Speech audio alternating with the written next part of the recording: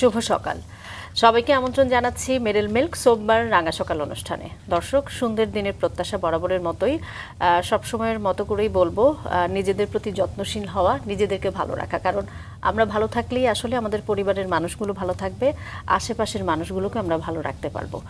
2 ঘন্টা জুড়ে আয়োজন রয়েছে, বিশেষ মানুষও রয়েছেন। কে রয়েছেন সেটা মাসুক জানাবে। জানাচ্ছি পুরো রাঙা সকাল পরিবারের সঙ্গে আছি কাজী রওশনারা সাকি এবং আছি আমি মাসুক। শুভ সকাল আমার তরফ থেকেও। সাকি যেমনটা বলছিল, সুস্থতা সত্যিকার অর্থে একটি নিয়ামত এবং সেই সুস্থতার জন্য আসলে কিছু শৃঙ্খলা দরকার হয়। আজকে পুরো আয়োজন জুড়ে আসলে এই বিষয়টা নিয়ে আমরা কথা বলবো, কিন্তু তার আগে চলে যাচ্ছি সাকির কাছে। সাকি, শুভ সকাল। শুভ সকাল মাসুক, কেমন আছো তুমি? একসাথে বলে ফেললাম, আমি ভালো আছি, তুমি কেমন আছো? আমিও ভালো আছি। যেটি বলছিলাম যে বিশেষ মানুষ আছে, একদম একদম। এবং একই সাথে আমিও বলছিলাম যে পুরো সময় জুড়ে আসলে সুস্থতা নিয়ে আমরা কথা বলবো। চলো জানিয়ে দিই। প্রিয় দর্শক, আমাদের আজকের রাঙা সকালের অতিথি বিশেষজ্ঞ চিকিৎসক ডক্টর খন্দকার আসাদুজ্জামান। চলুন তাকে স্বাগত জানাই। শুভ সকাল। শুভ সকাল। কেমন আছেন? জি, ভালো আছি আলহামদুলিল্লাহ। আপনারা ভালো আছেন? আমরাও ভালো আছি, রাঙা সকাল পরিবার ভালো আছে। আমরা ভীষণ রকম কৃতজ্ঞ, কারণ ডাক্তার মানুষরা সবসময় অনেক বিজি থাকেন এবং তারা নিজের জন্য না, মানুষের জন্য, বিশেষ করে মানুষের প্রাণ বাঁচাতে, মানুষকে চিকিৎসা সেবা দেওয়ার জন্য তারা ভীষণ রকম ব্যস্ত থাকেন। আমরা এমনও জানি যে তারা পরিবারকেও ঠিকমতো সময় দিতে পারেন না। সেখান থেকে আজকে আপনি এসেছেন আমাদেরকে সময় দিতে, এই জন্য শুরুতেই অনেক অনেক কৃতজ্ঞতা স্যার আপনার প্রতি। এবং একই সাথে আপনাকে যেহেতু আমরা পেয়েছি, আপনার থেকে একদম শুরুতে একটা টিপস নিতে চাইবো। সেটা আমরা যতদূর জেনেছি 25,000 এনজিওগ্রাম এবং 8,000-এরও বেশি এনজিওপ্লাস্টিকের অভিজ্ঞতা রয়েছে আপনার। বাংলাদেশের 2/3 মানুষই আসলে হার্টের সমস্যা নিয়ে ভোগেন। সেই জায়গা থেকে একদম শুরুতে আপনার পরামর্শ কি? হুট করে যদি কারো কার্ডিও অ্যাটাক হয়, তাৎক্ষণিক তারা কি করবেন? আসলে যদি পেশেন্ট জানতে পারে যে তার হার্ট অ্যাটাক হয়ে গেল, তাহলে বাসায় অপেক্ষা না করে আমি বলবো সবচেয়ে কাছের বা নিকটস্থ হসপিটালে আগে যাওয়া। আচ্ছা, সেখানে যে আপনি একটা ইসিজি করেন, প্রথমে ইসিজি করে আসলে প্রথমে তার রোগটা নির্ণয় করা দরকার, সঠিক রোগটা নির্ণয় করা দরকার। সবসময় তো আসলে পেশেন্ট জানতেও পারবে না, সেক্ষেত্রে লক্ষণ কি, পরিষ্কার লক্ষণ কি? যদি আমরা ক্লিনিক্যাল প্রেজেন্টেশন বা লক্ষণগুলো বলি, সাধারণত হার্ট অ্যাটাকের রোগীদের কি হয়? প্রথম হলো যে একটা বুকে ব্যথা হতে পারে। তো ব্যথাটা আমরা বলি যে সাধারণত কম্প্রেসিভ টাইপের হয়, মানে একটা চাপ হবে মনে হবে, অথবা টাইটনেস মনে হবে যেন চেপে আসছে বুকটা। বা ব্যথাটা দেখা গেলো শুধু বুকে না, বুকের ব্যথাটা দেখালো গলার দিকে ছড়িয়ে যেতে পারে, হাতে যেতে পারে, ইভেন পেটের দিকেও যেতে পারে। শ্বাসকষ্টও কি হতে পারে? এবং ব্যথাটা এত তীব্র হবে মনে হবে আপনার জীবনের এই ব্যথাটা আজকে, বা আমার জীবনের এই ব্যথাটা আজকে শেষ দিন। এত তীব্র ব্যথা হয় সাধারণত। এবং ব্যথার সাথে সাথে কি হতে পারে? শ্বাসকষ্ট হতে পারে, ভমিটিং বা বমি বমি ভাব বা বমি হতে পারে, ঘাম হতে পারে, বুক ধরপর করতে পারে। আচ্ছা, এমনও হতে পারে যে পেশেন্ট অজ্ঞান হয়ে যেতে পারে। প্রাথমিকভাবে আসলে এই সময়টায় ডক্টরের কাছে নিয়ে যাওয়ার আগ পর্যন্ত কি করা দরকার? সবচেয়ে ভালো হয় যদি আপনার ঘরে বা খুব কাছে যদি কোনো ইকোস্প্রিন বা অ্যাসপ্রিন জাতীয় ট্যাবলেট থাকে, 3টি ট্যাবলেট আমরা বলি যে চিবিয়ে সাথে সাথে খেয়ে নেবেন। এতে হলো হার্টের রক্তনালীর ব্লকের যে মাত্রা ছিল সেই মাত্রাটা অনেকটা কমে যেতে পারে, ইভেন বড় ধরনের ঝুঁকিও এড়িয়ে যেতে পারেন আপনি। এটা একটা। দ্বিতীয়ত হলো যে আপনাকে ওই সময় চেষ্টা করতে হবে কোনো শারীরিক পরিশ্রম না করে বা এটাকে মানে উপেক্ষা না করে দ্রুততম সময়ে চিকিৎসকের শরণাপন্ন হওয়া। আচ্ছা, আপনি তো একটা খুব কমন একটা সিমটমের কথা আমরা জানলাম যে বুকে ব্যথা প্রচন্ড রকম। এর বাইরেও আমরা এখন দেখি যে অনেক রকম সিমটম নিয়ে হার্ট অ্যাটাক হচ্ছে। কিছুদিন আগেই আমার এক রিলেটিভের কথাই যদি আমি বলি যে ওনার পিঠে ব্যথা, মানে হার্ট অ্যাটাকের কোনো রকম সিমটমই ওনার ছিল না, এবং ওনাকে হসপিটালাইজড করা হলো, ওনার এনজিওগ্রাম করা হলো, কোনো ব্লক নেই, কোনো অন্য কোনো সমস্যাও নেই, কিন্তু ওনার হার্ট অ্যাটাক হয়েছে। এটাকে আসলে কি বলবেন? মানে হার্ট অ্যাটাকের একটা টাইপ আমরা যে বলি সেটা হলো সাইলেন্ট এমআই, মানে হার্ট অ্যাটাক হয়ে গেল কিন্তু পেশেন্ট বুঝতে পারলো না, সাইলেন্ট এমআই। আর একটা অংশকে আমরা বলি সাইলেন্ট ইস্কিমিয়া, পেশেন্টের আসলে হার্টের রক্তনালীতে ব্লকের প্রক্রিয়া চলছে কিন্তু সে ব্যথা বুঝছে না বা বুঝতে পারছে না, যেটাকে আমরা বলি সাইলেন্ট ইস্কিমিয়া। এখন কারো যদি সাইলেন্ট এমআই হয়, তার তো হার্ট অ্যাটাক হয়ে গেল, বাট সে বুঝতে পারলো না। এখন প্রশ্ন হতে পারে কাদের এরকম হতে পারে? যারা দীর্ঘদিন ডায়াবেটিক পেশেন্ট অথচ ডায়াবেটিক নিয়ন্ত্রণে নেই, অথবা বয়স্ক লোক যারা হ্যাঁ, তাদেরকে হতে পারে, অথবা দেখা হলো যে দীর্ঘদিনের কিডনি ডিজিজ আছে, তাদের ক্ষেত্রে হতে পারে। খুব ওবেস পেশেন্ট, তাদের ক্ষেত্রে হতে পারে। অথবা যারা দেখা হলো মানসিকভাবে কিছুটা অসুস্থ অথবা মানসিক সমস্যার জন্য ওষুধ খাচ্ছে, তাদের ক্ষেত্রে এরকম হতে পারে। অথবা যাদের সার্জিক্যাল প্রসিডিউর হয়ে গেছে আগে হার্টে, তার নার্ভের ড্যামেজের জন্য হয়তো সেই অনুভূতি নাও হতে পারে। আচ্ছা, বাট পার্সেন্টেজ কম, বাট হতে পারে। একদমই শুরুতে আপনার থেকে আসলে বিষয়বস্তু নির্ভর কিছু পরামর্শ আমরা নিলাম। এভাবেই ছোট ছোট করে পুরো আয়োজন জুড়েই আমরা আপনার পরামর্শ নেব এবং দর্শকদেরকেও সেটা জানাবো। আমাদের অনুষ্ঠানের নিয়ম অনুযায়ী একদম আপনার শৈশব থেকে আমরা জানতে চাইব, কোথায় ছিল শৈশব, কেমন ছিল? মানে একদম শুরু থেকে যদি বলি, মানে বাবার চাকরির সুবাদে শরীয়তপুরের পালং উপজেলা বলে যেটা, জি, আচ্ছা, ওখানে আমার জন্ম হয়। তো যদিও ঠিক সেই স্মৃতি আমার খুব বেশি বা খুব মনে নেই, তো বাবা মার কাছ থেকে, ভাই বোনের কাছ থেকে যতটুকু জানি, তো শুরু হয় আর কি, জন্ম হয় পালং উপজেলাতে। আচ্ছা, আচ্ছা, তারপরে তো শুরু হয় আমার গ্রামের বাড়ি। গ্রামের বাড়ি হলো ফরিদপুরের ভাঙা উপজেলার আচ্ছা, একদম প্রত্যন্ত এলাকা। গ্রামের নাম ডাঙ্গারপাড়। ডাঙ্গারপাড়, তার মানে আচ্ছা। বুঝতে পারছেন ডাঙ্গারপাড় শব্দ অর্থ, অর্থাৎ মানে বিল জি, বা ঝিল আছে তার হয়তো পারে, মানে এরকম এই কনসেপ্ট থেকে হয়তো নামটা ছিল হয়তো ডাঙ্গারপাড়। জি। আচ্ছা, তো ডাঙ্গারপাড়েই আমার প্রথম মানে ক্লাস 1 থেকে 5 পর্যন্ত ওখানে ডাঙ্গারপাড়ে আচ্ছা। একটা প্রাইমারি স্কুল আছে, ওই স্কুলেই আমার পড়ালেখা হয় আর কি। জি। ক শুরু ভাই হয় বোন এখানে। ছিলেন স্যার? হ্যাঁ হ্যাঁ, ক ভাই বোন ছিলেন? ও সে অনেক, আচ্ছা, 9 ভাই বোন, আমি সপ্তম। বাহ, বাহ। চমৎকার। এটা তো আসলে এক ধরনের ব্লেসিং এই সময় এসে আমরা ফিল করি। এত ভাই বোন, শেয়ারিং কেয়ারিং, মানে যেটার জন্য আমরা এখন আলাদা করে বাচ্চাদেরকে ক্লাস করানোর চেষ্টা করি, সেটা তো আসলে পরিবার থেকে আপনি শিখেছেন। স্যার, একটু বাবা মা নিয়েও জানতে চাই, পুরো পরিবারটা নিয়ে যদি একটু শুনি, আপনার অবস্থান ভাই বোনদের মধ্যে। মানে বাবা মার যদি স্মৃতি বলতে হয়, একটা স্মৃতি বলতে জি, হয় জি, এখন, জি। কারণ আমার আব্বা এবং আম্মা দুজনই মারা যান। জি স্যার, আমি দুঃখিত। তো আমি যখন মানে এমডি কার্ডিওলজির প্রথম পার্ট জি, অধ্যয়নরত, ঠিক তখন আমার মা মারা যায়। আর আমি যখন তৃতীয় পার্টে মানে শেষ পার্টে, তখন আমার বাবা মারা যায়। জি, এটা আমার জীবনের সবচেয়ে ট্র্যাজেডি, কারণ এই জন্যই আমার বাবা এবং আমার মা দুজনেই হার্ট অ্যাটাকে মারা যায়। অথচ আমি কার্ডিওলজিস্ট, আমি তখন প্রথম ফার্স্ট পার্টের স্টুডেন্ট, আবার অন্যদিকে আমি থার্ড পার্টের স্টুডেন্ট। কাজেই খুব বেশি কিছু করার ছিল না। আমার জ্ঞানে বা সুযোগ ছিল না আসলে। এটা মানুষের আমার জীবনটা মনে জীবনের হয় স্যার, সবচেয়ে কষ্টের অধ্যায়। আমি জানি না, অবশ্যই কষ্টের অধ্যায়। স্যার, আমরা ছোট্ট করে আপনার সম্পর্কে দর্শকদেরকে জানাবো, তারপর আপনার কাছে ফিরতে চাই। ডাক্তার খন্দকার আসাদুজ্জামান একজন অভিজ্ঞ ইন্টারভেনশনাল কার্ডিওলজিস্ট, যিনি বর্তমানে স্কয়ার হাসপাতালে সিনিয়র কনসালটেন্ট হিসেবে কর্মরত। তিনি এমবিবিএস সম্পন্ন করার পর ডিটিসিডি এবং এমডি ডিগ্রি অর্জনের মাধ্যমে হৃদরোগ চিকিৎসায় বিশেষ দক্ষতা অর্জন করেন। রাজশাহী মেডিকেল কলেজ ও হাসপাতাল থেকে স্নাতক শেষ করে তিনি IPGMNR ঢাকা মেডিকেল কলেজ এবং স্যার সলিমুল্লাহ মেডিকেল কলেজ হাসপাতালে পোস্ট গ্রাজুয়েট ও পোস্ট ডক্টরাল প্রশিক্ষণ গ্রহণ করেন। তিনি শ্রীলঙ্কার দুর্দান্স হার্ট সেন্টার, জাপানের সোনাম কামাকুরা জেনারেল হাসপাতাল এবং দক্ষিণ কোরিয়ার আসান মেডিকেল সেন্টার থেকে ইন্টারভেনশনাল কার্ডিওলজিতে ফেলোশিপ প্রশিক্ষণ গ্রহণ করেন। পেশাগত জীবনে তিনি স্যার সলিমুল্লাহ মেডিকেল কলেজে সহকারী অধ্যাপক এবং আজগর আলী হাসপাতালে সিনিয়র কনসালটেন্ট হিসেবে দায়িত্ব পালন করেছেন।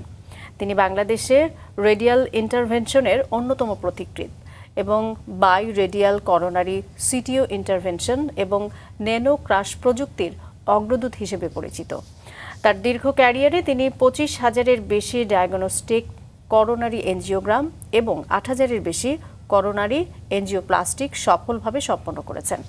এছাড়াও তিনি পেসমেকার প্রতিস্থাপন এবং জন্মগত হৃদরোগের ডিভাইস ক্লোজার প্রক্রিয়ায় দক্ষতার সঙ্গে কাজ করেছেন। আমরা আবারও চলে যাই তার কাছে। আমরা যেটি বলছিলাম শৈশবের কথা, আপনি ফার্স্ট ইয়ারে তখন মাকে হারিয়েছেন এবং থার্ড পার্টের সময় বাবাকে হারিয়েছেন।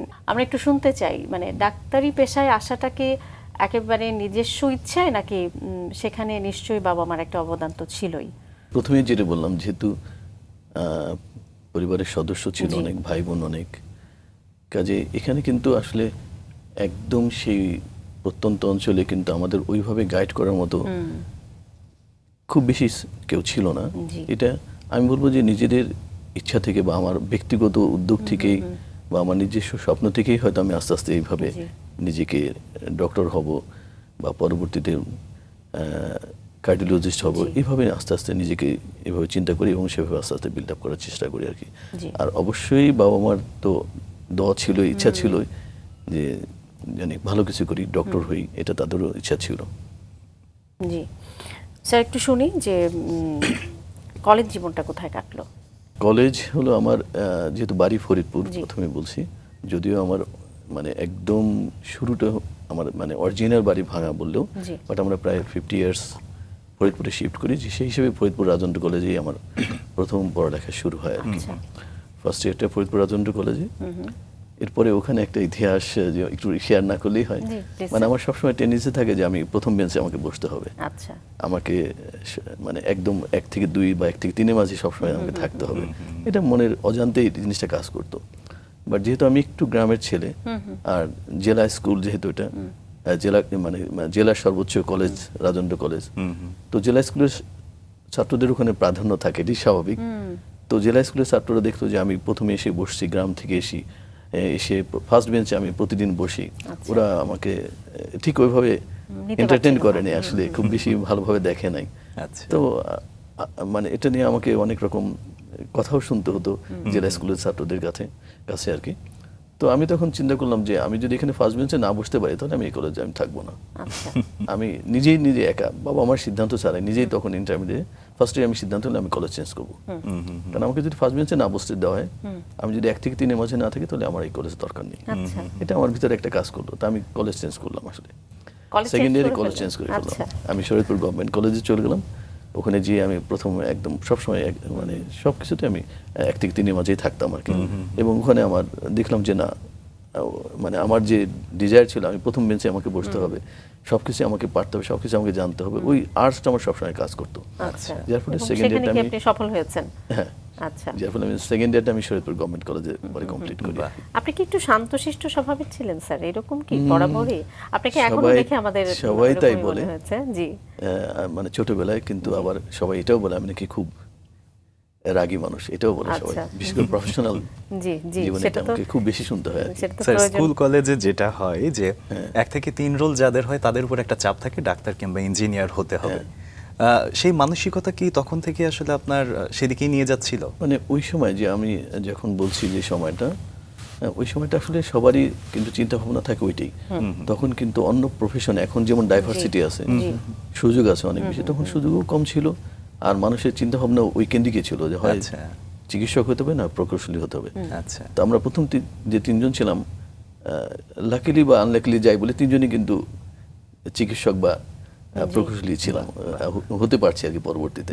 দারুণ। হয়তো আমাদের ওইরকমই ন্যাক ছিল ওইভাবে। আচ্ছা আচ্ছা, আপনি যেমনটা বলছিলেন যে আপনারা 9 ভাই বোন, আপনি কত নাম্বার ছিলেন? আমি সপ্তম। সপ্তম। সেক্ষেত্রে বড়রা বা ছোটরা কোনোভাবে কি আপনাকে অনুপ্রাণিত করেছিল? বড় আসলে আমাদের বোনরা ছিল অনেক আমাদের চেয়ে অনেক বেশি বয়স্ক যারা ছিল। তো আমরা 5 বোনের পরে হলো প্রথম ভাই, তারপর আমি দ্বিতীয় ভাই, আচ্ছা। তারপরে তৃতীয় ভাই, তারপর আমার ছোট বোন আর কি। আচ্ছা আচ্ছা। তো সেই ক্ষেত্রে মানে আমি ওই যেহেতু ভাইদের মানে বোনের 5 বোনের পরে ভাইরা, সেই হিসেবে স্বাভাবিকভাবে বোনদের তো খুবই নয়নের মণি হিসেবে আমরা সবসময় ওইভাবে আদরটা পেয়ে গেছি। আচ্ছা। ভালোবাসাই ভাইরা বড় হয়েছেন। স্যার, একটু মেডিকেল জীবন নিয়ে জানতে চাই। মেডিকেল লাইফ আমি বলি আমার জীবনের সবচেয়ে স্বর্ণালী দিন আর কি আমি বলবো। কারণ মেডিকেল লাইফে আমি সবসময় এই কথাটা কমন একটা শব্দে বলি যে মেডিকেল লাইফের এমন কোনো উইং ছিল না রাজশাহী মেডিকেল কলেজে যেখানে আমার পদচারণা ছিল না। আচ্ছা। মানে আমি পড়ালেখায় আমি সবসময় চিন্তা করতাম যে এটা আমাকে ফার্স্ট প্রায়োরিটি দিতে হবে, বাট তখন থেকে আমি চিন্তা করতাম আমার লাইফটা শুধু যে চিকিৎসক আমার এই পরিচয় জানি না থাকে। আচ্ছা। আমি চিকিৎসক, আমি যখন হসপিটালে থাকবো, আমি যখন পেশায় থাকবো, আমি তখন চিকিৎসক, বাট এর বাইরে আমার এন্টিটি থাকতে হবে। আচ্ছা। সেই হিসেবে আমি ওই যে যেটা বললাম যে মেডিকেল কলেজের এমন কোনো উইং ছিল না যেখানে আমার পদচারণা ছিল না। হয়তো কোথাও ওরকম সফল হইনি, বাট সব জায়গায় আমার কিন্তু অ্যাক্টিভ ছিলেন। অ্যাক্টিভ ছিল। সেটা তো স্যার ভর্তির পরে, কিন্তু মেডিকেল ভর্তি হওয়াটা বিশাল বড় একটা কর্মযজ্ঞ। আমরা সেই অভিজ্ঞতাটা একটু ছোট করে শুনতে চাই আপনার মুখে। তখন তো আসলে অনলি সারা দেশে 8টা মাত্র মেডিকেল কলেজ, জি। আর সবগুলো মেডিকেল কলেজের পরীক্ষাটা হতো একই সাথে, কাজে আলাদা আলাদা করে পরীক্ষা দেওয়ার সুযোগও ছিল না। তো সেই সময় আমরা যেটা করতাম যে আমরা ইউনিভার্সিটিতে পরীক্ষা দিতাম বা ইঞ্জিনিয়ারিং কলেজে পরীক্ষা দিতাম, মেডিকেলে পরীক্ষা দিতাম। মানে ওইভাবে ছিল না যে আমি এখানে পরীক্ষা দেবো আর হয়ে যাবে, এত সহজ ছিল না আসলে, ভেরি কম্পিটিটিভ ছিল। তার আগে আমাদেরকে এখানে দেখা হলো ইন্টারমিডিয়েটের পরেই হয়তো ঢাকাতে চলে আসতে হতো, এসে কোচিং করতে হতো, মেডিকেল বা ইঞ্জিনিয়ারিং কোচিং করতে হতো। তো ওই সময়টা খুবই কষ্টের সময় ছিল। মানে কি বলবো, একদিকে পড়ালেখার চাপ, আরেকদিকে হলো মানে আর্থিক সংকট তো থাকেই ওই সময়, যেহেতু মধ্যবর্তী ফ্যামিলি, ওরকম যে মানে খুব স্বাচ্ছন্দ্যে জীবনযাপন করতে পারছি তাও না। বাট তার মাঝেও মনে ছিল যে মানে যতই কষ্ট হোক আমাকে মেডিকেলে ভর্তি হতে হবে, চান্স পেতে হবে। তো মেডিকেলের কোচিংগুলোতে চেষ্টা করতাম ওই একই সিস্টেম, ইন্টারমিডিয়েট বা কলেজ স্কুল লাইফে যেটা ছিল যে আমাকে প্রথম হতে হবে পরীক্ষায় সবগুলোতেই, বা 1 থেকে 3-এর মাঝে থাকতে হবে, তাহলে হয়তো আমি চান্স পাবো। তো ওটাই হতো সবসময়, 1 থেকে 3-এর মাঝেই থাকতাম কোচিংগুলোতেও। তো আলহামদুলিল্লাহ, যার ফলে সহজেই চান্স পেয়ে যাই আর কি। আর আমার যেহেতু বাড়ি ছিল ফরিদপুর, আমার টেন্ডেন্সি ছিল ফরিদপুরের আশেপাশে মেডিকেল কলেজগুলো হলো আমার জন্য কমফোর্ট হয়। সেই সময় আমার ওদিকের থেকে হয় বরিশাল ছিল, রাজশাহী ছিল। আচ্ছা। তো সেই সময় রাজশাহী বরিশাল হতো প্রথম দিকের চয়েস ছিল আর কি। আপনি বলছিলেন যে স্কুল কলেজে একদম প্রথম বেঞ্চিতে না বসতে দিলে আপনি চেঞ্জই করে ফেলতেন। ভার্সিটিতে এসে কি হলো, প্রথম বেঞ্চে বসতে পারছিলেন? হ্যাঁ, ডেফিনেটলি। মানে আমার সবসময় টার্গেট থাকতো যে এখানে কোনো কম্প্রোমাইজ নাই, আমাকে প্রথম বেঞ্চেই বসতে হবে, আচ্ছা। ভালো করে শুনতে হবে, ভালো করে বলতে হবে, বাহ। এ ব্যাপারে কোনো কম্প্রোমাইজ নেই। আচ্ছা। এমন কোনো শিক্ষক পেয়েছিলেন যিনি মেন্টর হিসেবে ভার্সিটি জীবনে আপনার পথ চলাকে অনেকখানি সহজ করে দিয়েছে বা আমি দিক যদি নির্দেশনা খুব দিয়েছে? সহজ করে বলি, দু একজনের কথা না বললেই নয়। জি। মানে আমি এমবিবিএস পাশ করার পরেই সম্ভবত 11 এপ্রিল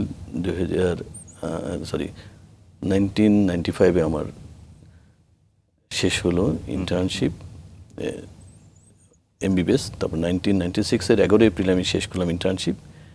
শেষ করে আমি 12 তারিখে ঢাকা চলে আসলাম। আচ্ছা। 12 তারিখে ঢাকায় এসে আমার বোনের বাসা ছিল, আমার ইমিডিয়েট আগের বোন। আমরা যেহেতু খুব কাছাকাছি, জি। মানে 3 ভাই বোন একদমই কাছাকাছি, 1 বছর গ্যাপ ছিল, খুব ইন্টিমেট ছিলাম আমরা। আচ্ছা। তো ওই বোনের বাসায় আসলাম। বোনের বাসায় এসে প্রথমে সিদ্ধান্ত নিলাম যে আমি যেহেতু পোস্ট গ্রাজুয়েশন করতে হবে, আমাকে ট্রেনিংয়ে ঢুকতে হবে। আচ্ছা। তো সেই হিসেবে পিজিতে গেলাম, যে প্রফেসর সৈয়দ আতিকুল হক, আতিকুল হক স্যারের কাছে আমি ট্রেনিং করবো, এটা আমি নিজের থেকে আগে থেকে সিদ্ধান্ত নিলাম। যেহেতু আগে পিজিতে পড়ালেখা করতে যে বা কোর্সে আসার আগে, মানে যেটা আমরা বলি পোস্ট গ্রাজুয়েশন ট্রেনিংয়ের আগে ওখানে পড়তাম যেহেতু লাইব্রেরিতে, তখন স্যার সম্বন্ধে খুব ভালো জানতাম। আচ্ছা। তো স্যারের ওখানে নিয়ম ছিল যে স্যারের ওখানে ট্রেনিং করতে হলে আগে স্যারের ওখানে ভাইবা দিতে হবে। ভাইবাই যদি কোয়ালিফাই করে তাহলে তাদেরকে নেবেন, আদারওয়াইজ স্যার অ্যাকসেপ্ট করতো না। তো ভাইবা দিতে গেলাম। তো স্যারের ওখানে ভাইবা দিতে যে সম্ভবত খুব ভালো ভাইবা হলো স্যারের ওখানে। তো স্যার বললো, তুমি কি মেডিসিনে অনার্স পাও? তাই বললাম, না স্যার, আমি মেডিসিন অনার্স পাইনি। তার মানে আমি ধরে নিচ্ছি যে আমি টিকে গেছি ওই যাত্রায় আর কি। আচ্ছা। তো যাই হোক, স্যারের সাথে 1 বছর কাজ করার অভিজ্ঞতা ছিল পিজিতে, প্রথম ট্রেনিং 1 বছর, যেটা তখন ছিল IPGMR, পরে তো এখন BMU, বাংলাদেশ মেডিকেল ইউনিভার্সিটি। জি। তো স্যার হলো আমার প্রথম মেন্টর আর কি। আচ্ছা। তো স্যারের সাথে কাজ করতে যেয়ে অনেক কিছু শিখছে আসলে, কিভাবে কথা বলতে হয়, মানে পেশেন্টের সাথে কিভাবে ডিল করতে হয়, একদম একদম। সময়কে কিভাবে কাজে লাগাতে হয়, জীবনকে কিভাবে গড়তে হয়, এই শব্দগুলো প্রথম মানে স্যারের টাচে ঠিকই শেখা আর কি।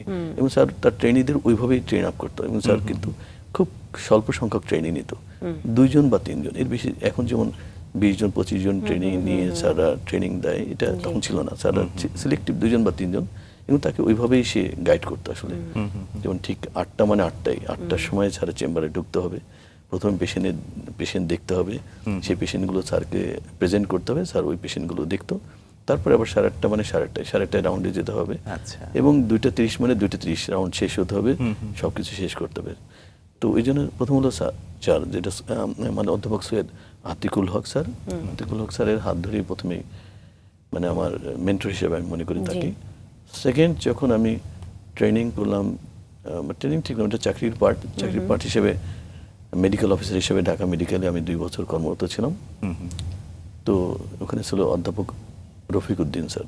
রফিকুদ্দিন স্যারকে আমি রাজশাহী মেডিকেল কলেজে টিচার হিসেবে পাই এবং তখনই স্যারের আন্ডারে মেডিসিনের ট্রেনিং করি। তার ওই জন্য আমার একটা ন্যাক ছিল যে স্যার এত ভালো ক্লিনিশিয়ান ছিল, আমার ন্যাক ছিল যে আমি যদি কখনো মেডিসিনের ট্রেনিং করি আমি অবশ্যই রফিক স্যারের আন্ডারেও ট্রেনিং করবো। আচ্ছা, তো তখন তো গভর্নমেন্ট জব, যার ফলে লাকিলি হোক যেভাবেই হোক মানে স্যারের আন্ডারেই মেডিকেল অফিসার হিসেবে ঢাকা মেডিকেলে 2 বছর ট্রেনিং করি। বাহ, আর থার্ড যেটা ছিল মানে মেডিসিনের সলিমুল্লাহ আজহার, মানে অধ্যাপক আজহার স্যার আন্ডারে। তো এদেরকে খুব কাছে থেকে দেখছি আমি আর কি। বাহ। আর মানে এরা সবাই আসলে আমার মেন্টর আমি বলবো। আর তারপরে কার্ডিওলজিতে আসার পরে তো যাদের সাথে সংস্পর্শে ছিলাম, যাদের হাতে খড়িতে মানে যারা আমাকে হাতে খড়ি শিখাই মানে করে ইন্টারভেনশনটা শিখালো, হ্যাঁ, তারা তো অবশ্যই পরবর্তীতে আমার মেন্টর হিসেবে কাজ করছে। নিশ্চয়ই স্যার। আসলে প্রত্যেকটা কাজের ক্ষেত্রে গুরু শিষ্য পরম্পরা আমরা বলি। আমি একটু জানতে চাই স্যার, আপনি যখন মেডিসিনে গেলেন আপনি কেন চেস্ট মেডিসিনটাকে বেছে নিলেন?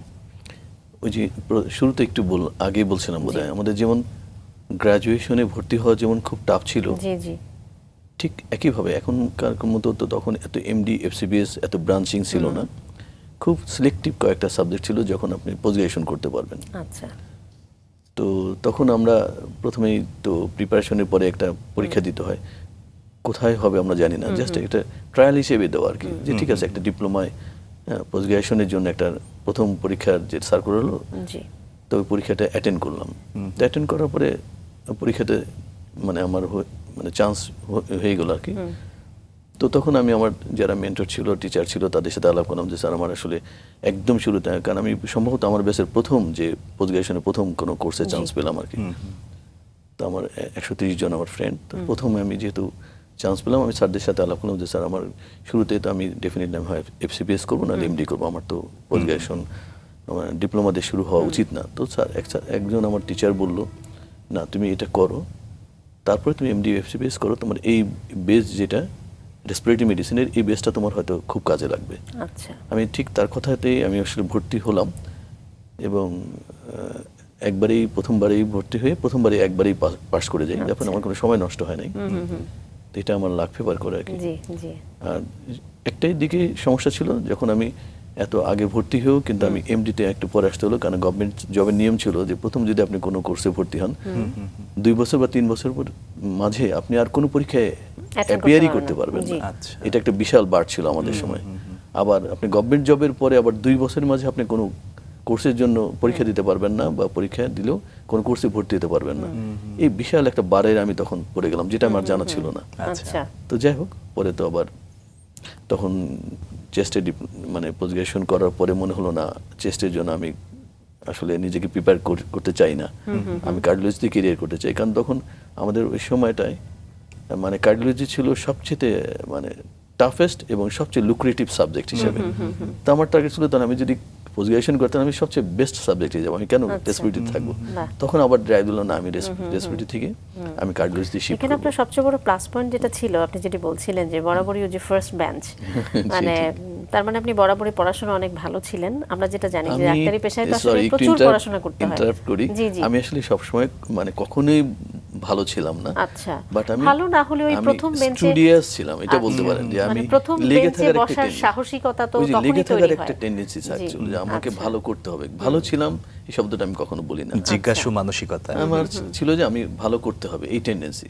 জি, এবং যার জন্য হয়তো বা মেডিকেল প্রফেশনে আমি বলবো না আমার সবচেয়ে ভালো দিকগুলো, বিশেষ করে পোস্ট গ্রাজুয়েশনে যেটা সবচেয়ে কষ্টের দিক, যেটা অনেকেই ড্রপ আউট হয়ে যায়, অনেকে 5 বছরের কোর্স 10 বছর হয়ে যায়।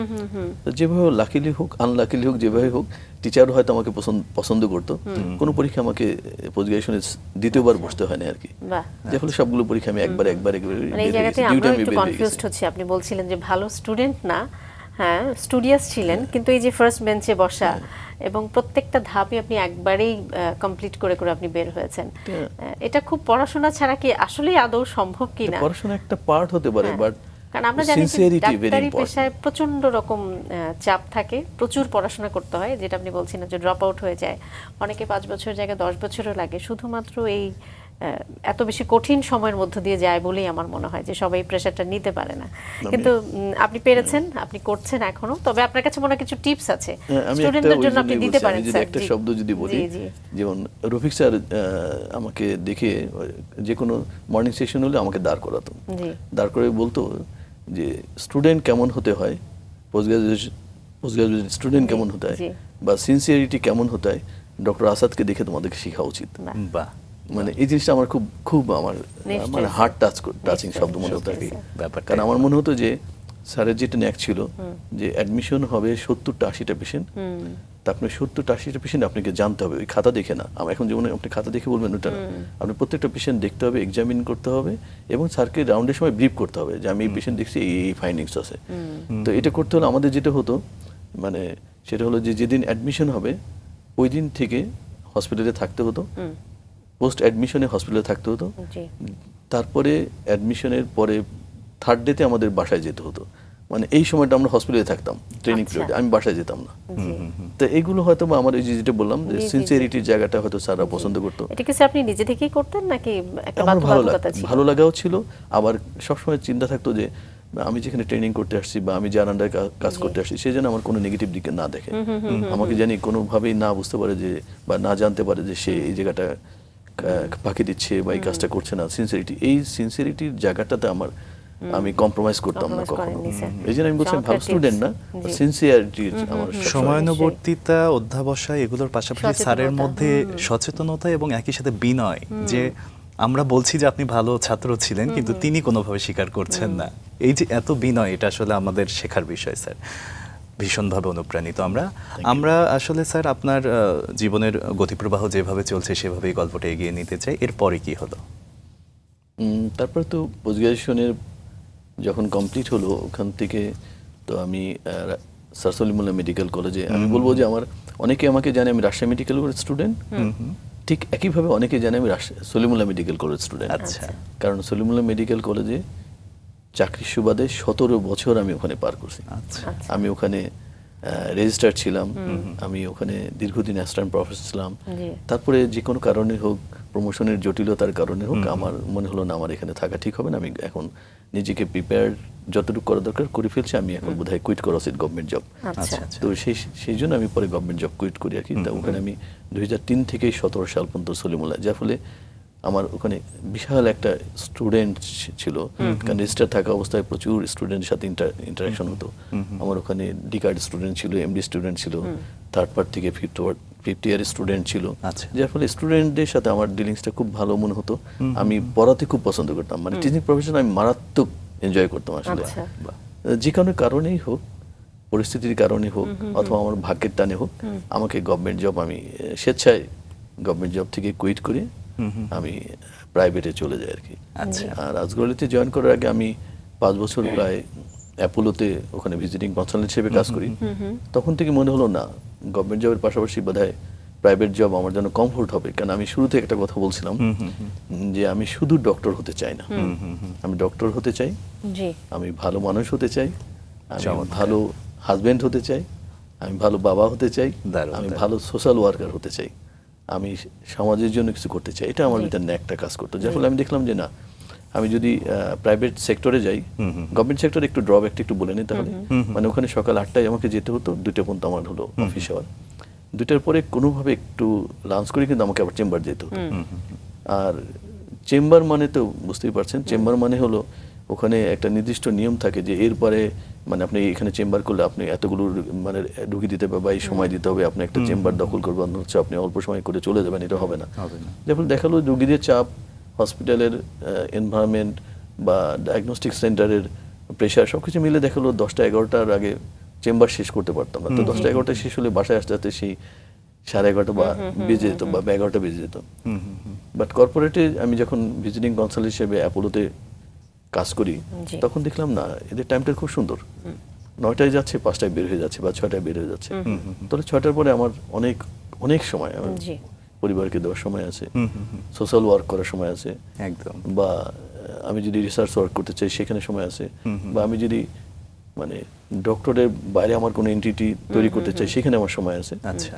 তখন সিদ্ধান্ত নিলাম না, ঠিক আছে, যদি আমি এখন ইন্ডিপেন্ডেন্টলি যদি সবকিছু করতে পারি, সবকিছু যদি পারি ম্যানেজ করতে পারি, তাহলে আমার মনে হয়, আর যেহেতু একদিকে প্রমোশনের পার্টটাও হচ্ছে আটকে যাচ্ছে, আবার ওদিকে আমি মানে নিজেকে মনে করছি যে আমি না এখন কনফিডেন্ট এনাফ যে আমি ইন্ডিভিজুয়াল ইউনিট চালাতে পারবো বা ইন্ডিভিজুয়ালি কাজ করতে পারবো, তখন সিদ্ধান্ত নিলাম যে না, প্রাইভেট জবে চলে যাব, মানে কর্পোরেট জবে যাব। আচ্ছা স্যার, আপনি যেহেতু সরকারি এবং বেসরকারি দু ক্ষেত্রেই অভিজ্ঞতা লব্ধ, আপনার কাছে আসলে জানতে ইচ্ছে করছে যে চিকিৎসার মান এটা তো শুধু ডক্টরের উপর নির্ভর করে না, সিস্টেমের উপরেও নির্ভর করে। সেই জায়গা থেকে আপনি যদি একটু পার্থক্য করে বোঝান আমাদেরকে।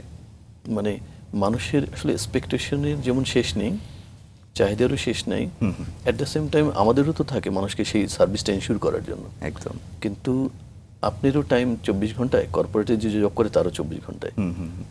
এখন প্রশ্ন হলো যে আপনি যখন গভর্নমেন্ট জব করেন, আমি যেটা বললাম যে আপনাকে সকাল 8টায় যে আপনাকে যে শিডিউল কাজ আছে, সেই শিডিউল কাজের সাথে যদি আপনি যদি পেশেন্ট দেখতে হয়, তাহলে পেশেন্ট দেখতে হলে আপনি একজন মানুষ সকাল 8টা থেকে 2টার মাঝে আপনি একাডেমিক কাজ করবেন, তারপরে পড়ালেখার পাশাপাশি আপনাকে আবার মানে চিকিৎসা সেবা দিতে হবে। তো চিকিৎসা সেবা দিতে হলে প্রথম হলো একটা এনভায়রনমেন্ট লাগে, সুন্দর এনভায়রনমেন্ট লাগে। তারপরে হলো যে আপনি কতটুকু সার্ভিস দিতে পারবেন। আপনি জানেন যে একজন কোয়ালিফাইড বা একজন পোস্ট গ্রাজুয়েট ডক্টর যারা গভর্নমেন্ট হসপিটালে জব করে, তাদের যখন আউটডোরে যায় দেখবেন একজন আরপি বলেন, একজন আরএস বলেন, বা একজন অ্যাসিস্ট্যান্ট প্রফেসর বা অ্যাবভ যারাই যায় আউটডোর দেখতে হলে দেখা যায় যে আপনি যদি খুব ভালো করে যত্ন করে পেশেন্ট দেখেন, পেশেন্টের কথা শুনেন, পেশেন্টকে সঠিক চিকিৎসাটা দেন, তাহলে আপনাকে সময় দিতে হবে।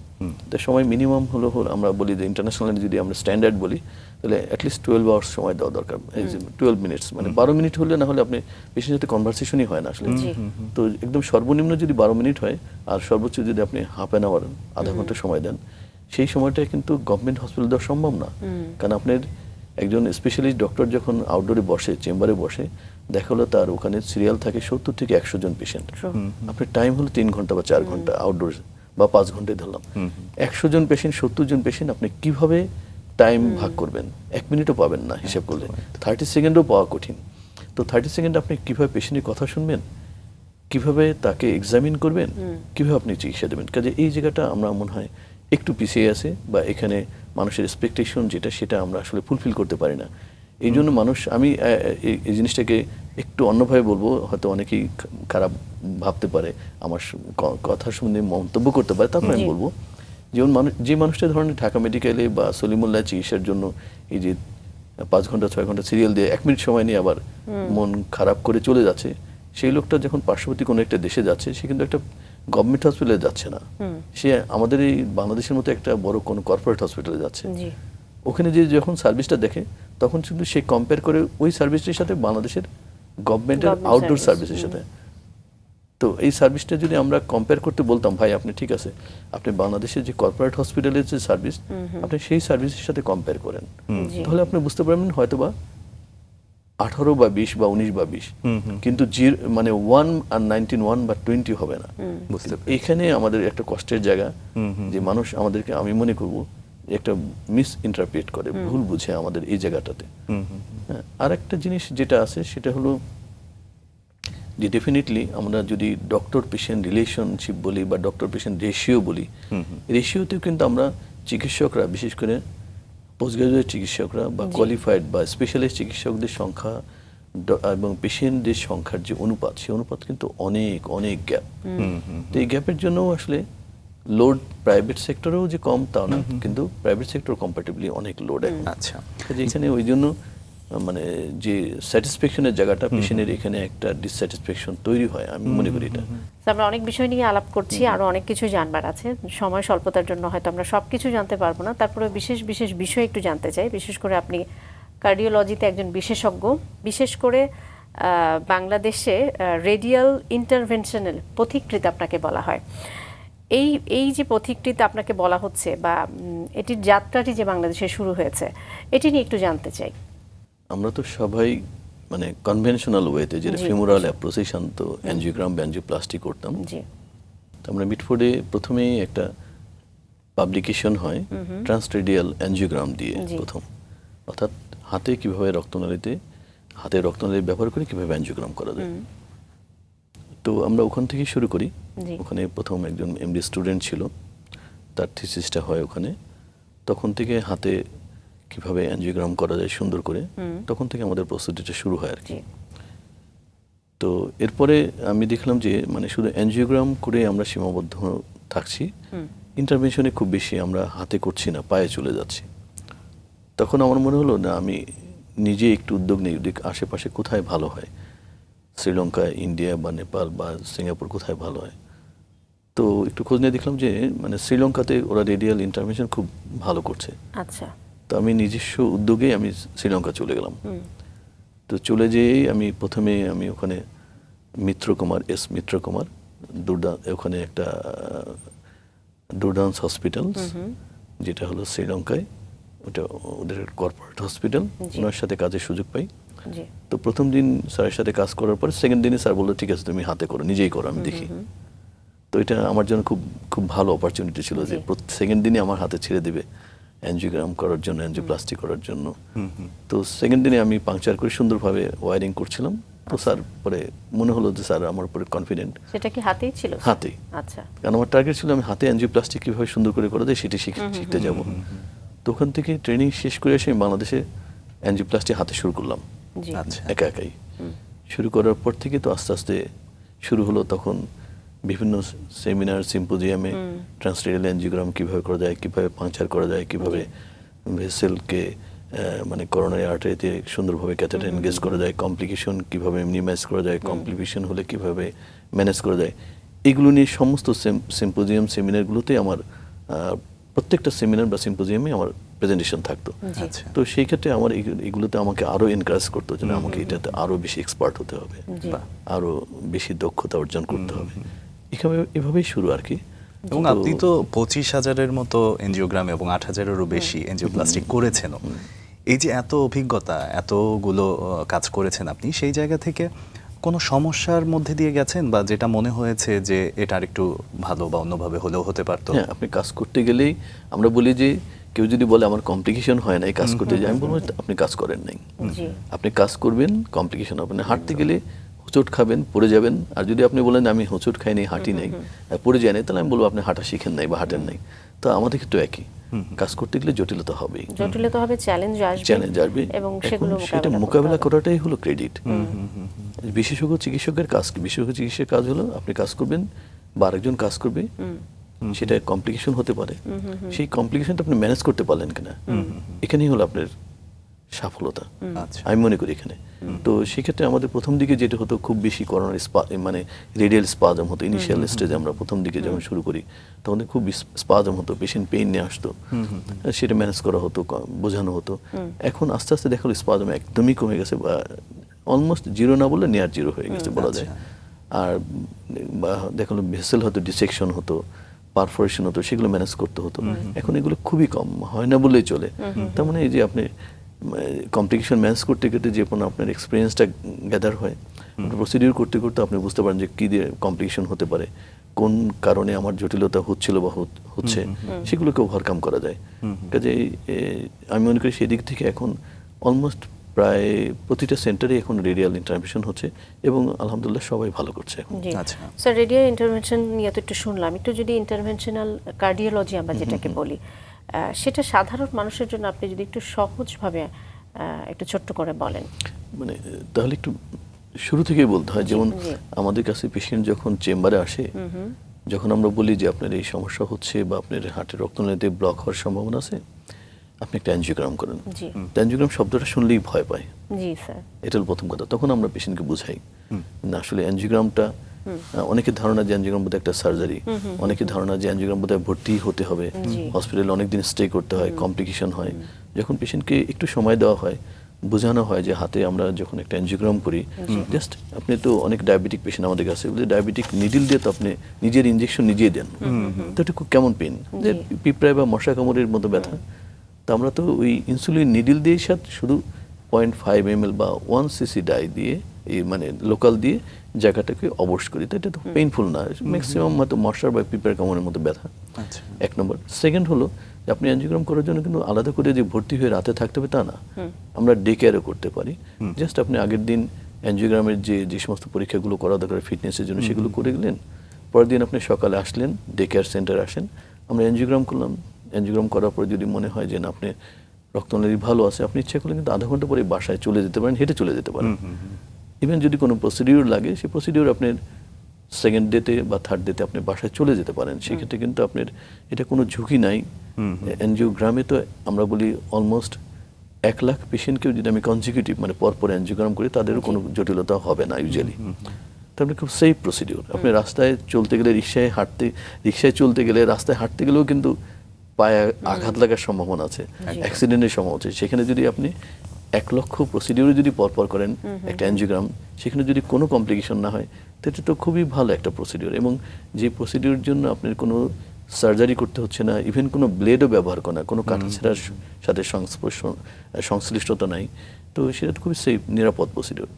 সেকেন্ড হলো অ্যানজিওপ্লাস্টি। অ্যানজিওপ্লাস্টির ক্ষেত্রে আমরা বলবো যে যদি আমার পেশেন্ট সিলেকশন ঠিক হয়, পেশেন্ট যদি ক্যাপাবল হয় যে তার অ্যানজিওপ্লাস্টিক করার মতো তার সামর্থ্য থাকে, সেটা কর্পোরেট হসপিটালে হতে পারে বা বিশেষায়িত হসপিটালে হতে পারে, এমনকি সরকারি হসপিটালে কম খরচে করা সম্ভব। এবং আমাদের সরকারি হসপিটালেও যথেষ্ট দক্ষ জনবল রয়ে গেছে। তারাও কিন্তু সরকারের ভর্তুকিতে হোক, হ্যাঁ, সরকারি নীতিমালার কারণে হোক, খুব অল্প খরচে অ্যানজিওগ্রাম করতে পারে, অল্প খরচে অ্যানজিওপ্লাস্টি করতে পারে কিন্তু। আর তারপরে হলো যে এখন যে স্ট্যান্ড বা রিং, যেটা রিংয়ের প্রাইসটা গভর্নমেন্ট ফিক্স করে দেওয়াতে, যার ফলে সারা দেশেই কিন্তু একই প্রাইস, এবং সেটা আমি বলবো আগের চেয়ে অনেক মোর দ্যান 50%, অর্থাৎ 50% কমই কিন্তু প্রাইজে এখন রিং লাগানো সম্ভব হচ্ছে। হ্যাঁ, ইভেন সরকারি কোনো হসপিটালে এই রিংটা ফ্রিও দেওয়া হচ্ছে সরকারের পক্ষ থেকে। কাজে এখন কিন্তু সুযোগ অনেক বেশি। খুবই প্রশংসনীয় উদ্যোগ। স্যার, কার্ডিও সমস্যা তো আসলে 2 ধরনের হয়, জন্মগত আর একটা অ্যাকোয়ার্ড। এক্ষেত্রে কি রোগীর ট্রিটমেন্টের কোনো পার্থক্য থাকে নাকি একই রকম ট্রিটমেন্টই চলে? জন্মগত সেটা সাধারণত যেটা আমরা বলি মানে জন্মগত ত্রুটি যেগুলো হয়, মানে স্ট্রাকচারাল হার্ট ডিজিজ। জি। অর্থাৎ যদি খুব সহজ করে বলি যে পেশেন্ট যে শব্দগুলো জানে, হার্টের ছিদ্র আছে, এসডি আছে, ভিএসডি আছে, পিডি আছে, এগুলো প্রথম দিকে হয়তো বা শুধু সার্জারি অপশন ছিল, বাট এখন বিজ্ঞানের অগ্রযাত্রার কারণে, মানে ইনস্ট্রুমেন্টের অ্যাভেলেবেলের কারণে বা এক্সপার্ট লোকের সুবিধা মানে বাড়তির কারণে এখন কিন্তু এগুলো সার্জারি ছাড়াই সম্ভব। আচ্ছা। অ্যানজিওপ্লাস্টির মতোই খুব সিম্পল ওয়েতে, খুব সহজ ওয়েতে ডিভাইস দিয়ে ছিদ্রটা বন্ধ করে দেওয়া সম্ভব। আচ্ছা। এটা হলো জন্মগত ত্রুটির ক্ষেত্রে। আর করোনারি ক্ষেত্রে জন্মগত ত্রুটি থাকতে পারে, বাট সেটা খুব বেশি মেজর ইস্যু না, আমি বলবো এখানে খুব অল্প সংখ্যক, বাট সেগুলো সমাধান করা সম্ভব। আচ্ছা স্যার, আপনার কর্মপরিসরের একটা বিশাল জানালা আমি বলবো যে পেসমেকার প্রতিস্থাপন, একটু এই বিষয়টা নিয়ে আপনার থেকে শুনি। পেসমেকার সাধারণত হলো যে কখন করতে হবে, পেসমেকারের শুধু পেসমেকারটা যদি আমরা বলি এটা এখন অনেক ওয়াইড রেঞ্জে চলে আসছে। যেমন সাধারণত যদি দেখা যায় কোনো পেশেন্টের মানে হার্টের রক্তনালীতে না, হার্টের ইলেকট্রিক লাইন, হার্টের 2টা সিস্টেম অ্যাক্টিভ। আমরা রুগীদের বোঝানোর জন্য বলি ঢাকা শহরকে যদি সচল রাখতে হয় ওয়াসা এবং দেশা, একজন বিদ্যুৎ সাপ্লাই দেবে, একজন পানি সঞ্চালন করবে। তো পানি সঞ্চালনের লাইন মানে হলো যে আমার রক্তনালী, হার্টের রক্তনালীর সঞ্চালন লাইনটা ঠিক আছে কিনা, আর ইলেকট্রিক সাপ্লাই যে লাইনটা সেটা আমরা বলি হার্টের ইলেকট্রিক লাইনটা ঠিক আছে কিনা। তো ইলেকট্রিক লাইনের যখন প্রবলেম হবে তখন কিন্তু পেসমেকারের প্রশ্ন হবে। আচ্ছা। এখন ইলেকট্রিক লাইনে কি ধরনের প্রবলেম হতে পারে, সেগুলো হতে পারে যে পেশেন্টে দেখা হলো যে কমপ্লিট হার্ট ব্লক নিয়ে আসলো।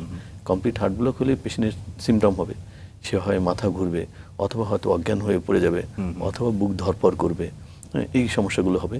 তখন যদি দেখা যায় তার কমপ্লিট হার্ট ব্লক আছে, অথবা তার সিভিয়ার মানে ব্র্যাডিকার্ডিয়া হয়, আমরা বলি সিভিয়ার সিমটোমেটিক ব্র্যাডিকার্ডিয়া হচ্ছে, অথবা 2:1 এভি ব্লক আছে, ডিফারেন্ট টাইপের, অথবা 6NR মানে যেখান থেকে ইম্পালসটা জেনারেট করে, ওইটা যদি বয়সের কারণে ওখানে যদি মানে ডিজেনারেটিভ প্রসেস জন্য, বার্ধক্যের কারণের জন্য ওই যেখান থেকে ইম্পালসটা জেনারেট হচ্ছে ওই মেশিনটাই যদি নষ্ট হয়ে যায়, যেটা আমরা বলি 6NR সিনড্রোম, সেক্ষেত্রেও পেসমেকার লাগবে। আরেকটা হলো যে দেখা হলো পেশেন্টের হয়তো হার্টের ফাংশন দিন দিন কমে যাচ্ছে, সেটা হার্টের রক্তনালীর ব্লকের জন্য হতে পারে, আর ব্লক ছাড়াও হতে পারে, আমরা যেটা বলে ইস্কেমিক কার্ডিওমায়োপ্যাথি বা নন ইস্কেমিক কার্ডিওমায়োপ্যাথি। তখন হার্টের যে পাম্পিং ক্যাপাসিটি, যেটা আমরা বলি ইজেকশন ফ্র্যাকশন দিয়ে বোঝাই, পাম্পিং ক্যাপাসিটি যখন কমে যায় তখন কিন্তু পেশেন্ট খুব টায়ার্ড হয়ে যায়, বারবার হার্ট ফেলিউর হয়, অথবা তার মাথা ঘুরে অথবা সে অজ্ঞান হয়ে পড়ে যায়, তখন কিন্তু আমরা একটু আপভার্সন যেগুলো আমরা বলি, মানে আইসিডি বলে, ইমপ্ল্যান্টেবল কার্ডিওভার্টার ডিফিব্রিলেটর, আইসিডি ইমপ্ল্যান্ট করি, অথবা আমরা সিআরটিপি বলি, হ্যাঁ, অথবা সিআরটিডি বলি, যে এই ডিভাইসগুলো ইমপ্ল্যান্ট করলে তখন পেশেন্টের হঠাৎ, যে আমরা বলি যে হঠাৎ করে একটা লোক হার্টের অসুখ ছিল বা না ছিল, হঠাৎ করে মারা গেল, এই যে সাডেন কার্ডিয়াক ডেথ, এই ডেথটাকে প্রিভেন্ট করা যায় কিন্তু এই ডিভাইসগুলো ইমপ্ল্যান্ট করতে। এগুলি পেসমেকারের একটা ভার্সন। আবার দেখা গেলো রিকারেন্ট, মানে বারবার সে হার্ট ফেলিউর নিয়ে ভর্তি হচ্ছে, আমরা যদি সিআরটিপি করি, অথবা এখন বলা হয় যে মানে আপনার সিএসপি বলে, হ্যাঁ, যদি আপনি সেক্ষেত্রে এই ধরনের পেসমেকার করা যায়, হ্যাঁ, যেটা বান্ডেজ ব্লাস অথবা হিজ বান্ডেল ব্লাস ব্লক মানে পেসিং করি আমরা, সেই ক্ষেত্রে হলো কি পেশেন্টের দেখালো যে হার্টের যে দুই দিকের মুভমেন্ট দুই রকম হচ্ছে, এটাকে যদি সিনক্রোনাইজ করা যায় তাহলে হার্টের পাম্পিং ক্যাপাসিটি বেড়ে যায়, পেশেন্টের হার্ট ফেলিউরের ঝুঁকি অনেক কমে যায়, বারবার হসপিটালাইজেশনের ঝুঁকি অনেক কমে যায়। আচ্ছা, এইগুলোকে তখন মানে পেসমেকারের অংশ, বাট একটু আপার ভার্সন। তাহলে আমরা কি করতে পারি, আইসিডি করতে পারি, সিআরটিপি করতে পারি, সিআরটিডি করতে পারি, অথবা আমরা যেটা বললাম যে হিজ বান্ডেল পেসিং করতে পারি। এগুলো কিন্তু এখন খুব সচরাচরই হচ্ছে, ভালো ভালো সেন্টারগুলোতে হচ্ছে। কাজে এটা কিন্তু একটা লাইফ সেভিং ডিভাইস হিসেবে কাজ করবে, শুধুমাত্র সিমটম রিলিভ করবে তা না, লাইফ সেভিং ডিভাইস হিসেবে কাজ করে। কাজে এটাও ইম্পর্টেন্ট ইস্যু। বর্তমান সময়ে আমরা তরুণদের মানে সবচেয়ে বেশি দেখি যে কার্ডিও অ্যারেস্ট হচ্ছে, এটার কি কোনো উল্লেখযোগ্য কারণ রয়েছে? মানে আমাদের লাইফস্টাইল, আমাদের ফুড হ্যাবিট, মানে সবকিছু মিলে আপনি আসলে কি বলবেন, একই সঙ্গে কি সাজেস্ট করবেন? মানে আগে যদি বলা হতো যে হার্ট ডিজিজ মানেই হলো ধরা হতো 40-40-এর পরে, কিন্তু এখন কিন্তু আমরা তা পাচ্ছি না। আমরা এমনও পাচ্ছি 25-এর ঊর্ধ্বে যারা বয়স, এরকম অনেক পেশেন্ট আমাদের কাছে হার্ট অ্যাটাক নিয়ে আসছে। তো কাজে এই যে এজের যে বার ছিল, সেই বারটা আমরা এখন বলি না, এখন বলি যে কোনো বয়সে হার্ট অ্যাটাক হতে পারে। এখন প্রশ্ন হলো যে আপনি যে কোশ্চেনটা করলেন, খুব সুন্দর কোশ্চেন, যে কেন হচ্ছে, এত অল্প বয়সে কেন হার্ট অ্যাটাক হচ্ছে? তো সেটার উত্তর আপনি কিছুটা বললেন, যে আমাদের লাইফ যে মানে হ্যাবিট যেগুলো, যেমন আমরা যদি শুরু করি যে আমরা অনেকটা এখন কি হয়ে গেলে মেশিনের মতো আমাদের লাইফটা হয়ে গেছে, যে সকালে উঠবো, লিফটে নামবো, গাড়িতে উঠবো, হসপিটালে যাব বা কর্মক্ষেত্রে যাব, আবার লিফটে নেমে আবার গাড়িতে উঠে বাসায় চলে আসবো। তার মানে আমার কোনো শারীরিক মুভমেন্ট হচ্ছে না, কায়িক পরিশ্রম যেটা সেটা হচ্ছে না। তো এটা হলো একটা ইম্পর্টেন্ট ইস্যু। সেই জন্য আমাদের সাজেশন থাকবে যে প্রতিদিন অন্তত পক্ষে 30 থেকে 40 মিনিট আপনি একটু জোরে হাঁটেন, সেটা সকালে হোক, বিকালে হোক, সন্ধ্যায় হোক, অথবা আপনি ভাগ ভাগ করে নেন। সময় যদি অভাব থাকে, সকালে আপনি 10 মিনিট বা 20 মিনিট হাঁটেন, বিকালে হাঁটেন বা রাতে হাঁটেন, মানে অ্যাভারেজ আপনি সপ্তাহে 5 দিন অন্তত পক্ষে 30 থেকে 40 মিনিট হাঁটার প্র্যাকটিস করেন। এটা হলো 1 নম্বর, যেটার জন্য কোনো ইনভেস্ট করতে হয় না, আলাদা কোনো খরচ নেই, শুধু আপনার উদ্যোগ, আপনার মানসিক অবস্থার পরিবর্তন করা দরকার। দ্বিতীয়ত আমরা বলবো ফুড হ্যাবিট, যেটা আপনি বললেন, আমরা শুধু মানে সবার কথা বলবো না, আমার ঘর থেকে যদি শুরু করি সব জায়গায় একই অবস্থা, যে আমরা মানে প্রিজারভেটিভ দিয়ে ফুড, জাঙ্ক ফুড, হ্যাঁ, ফাস্ট ফুড, এগুলো খেতে ইউজ টু হয়ে গেছি। মানে এটা এতে হলে সমস্যা হচ্ছে যে এগুলোতে প্রচুর ফ্যাট থাকে, প্রচুর কোলেস্টেরল মিক্সড যেগুলো ফুড থাকে, সেগুলো আমাদের খেতে হচ্ছে, যেগুলো আমাদের জন্য স্বাস্থ্যের জন্য ঝুঁকি বাড়াচ্ছে। আমরা অল্পতে ওবেসিটি হয়ে যাচ্ছে, অল্পতে আমরা কোলেস্টেরল যেগুলো আমাদের গুড কোলেস্টেরলের চেয়ে ব্যাড কোলেস্টেরল আমরা বেশি খেয়ে ফেলছি, হ্যাঁ, যার ফলে এটাও কিন্তু আমাদের স্বাস্থ্য ঝুঁকি বাড়াচ্ছে। তৃতীয়ত হলো যে আমরা নিয়মিত আমাদের স্বাস্থ্য যে চেক আপ, মানে হেলথ চেক আপ যেটা আমরা বলি, এটা প্রথম মানে ফার্স্ট ওয়ার্ল্ড থেকে শুরু করে সব জায়গাতেই এখন আস্তে আস্তে মানুষ স্বাস্থ্য সচেতন হচ্ছে, যে আপনার বয়স যদি 40 ঊর্ধ্ব হয় বা 30-এর উপরেই হয়, আপনি অন্ততপক্ষে বছরে একবার চেক করেন, হ্যাঁ, আপনার একটা ইকোকার্ডিওগ্রাফি করেন, বা আপনি একটা ব্লাড সুগারটা চেক করেন, আপনি কোলেস্টেরল লেভেলটা জানেন, আপনি ঘরে বসেই ডায়াবেটিসটা মাপতে পারেন, আপনি ঘরে বসেই প্রেশারটা চেক করতে পারেন।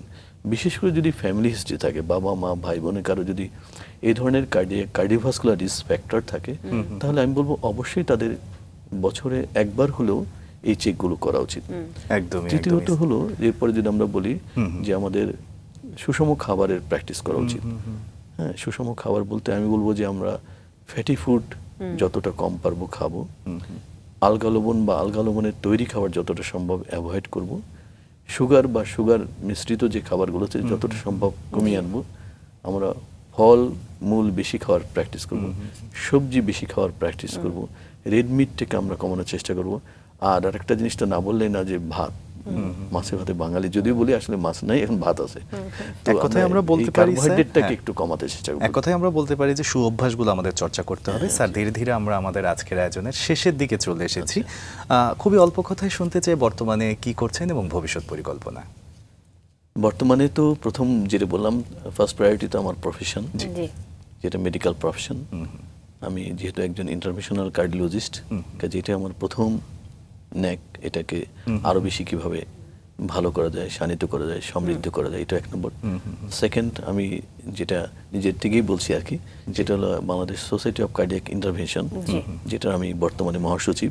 কাজে সেই এজ এ একটা সোসাইটির মহাসচিব হিসেবে, বাংলাদেশ কার্ডিওভাস্কুলার ইন্টারভেনশনের মহাসচিব হিসেবে, যেমন আমরা উদ্যোগ নিচ্ছি যে শুধুমাত্র ঢাকার মাধ্যমে এই আলোচনা মানে চিকিৎসা ব্যবস্থা সীমাবদ্ধ না রেখে প্রত্যেকটা বিভাগে, প্রত্যেকটা জেলায় কিভাবে ছড়িয়ে দেওয়া যায় সেভাবে আমরা কাজ করে যাচ্ছি। আমরা বিভিন্ন ডিভিশন ওয়াইজ কিন্তু প্রোগ্রাম করছি।